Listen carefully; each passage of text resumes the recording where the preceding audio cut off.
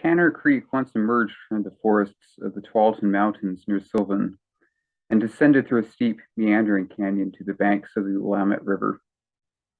In its upper reaches, it was lined by towering conifers, thickets of salmonberry, and delicate-looking ferns.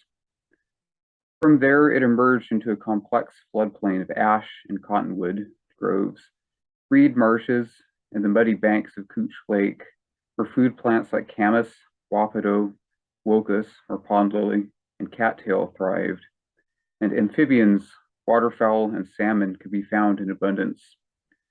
Beavers ruled the wetlands, shaping the movement of water and the growth of vegetation with their dams, chews, and lodges. Humans, too, were an important part of the ecosystem, caring for the land so that it would provide for their needs. Tanner Creek sat at the heart of a great trading crossroads where the Willamette met the Columbia long before any place called Portland existed here. Today, of course, Tanner Creek is piped beneath a freeway, its canyon walls logged, replanted, and choked with ivy, and Couch Lake has been filled in and covered with central Portland.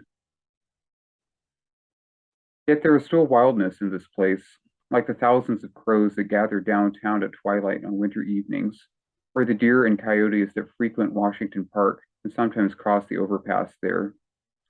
And there are other places in Portland where you can still get a sense of what Tanner Creek must have looked like once.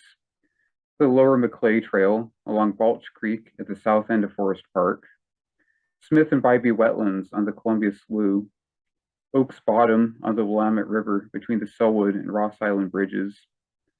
Go for a walk in one of these places sometime. Let the noise of traffic fade into the background and imagine what it was once like in your own backyard.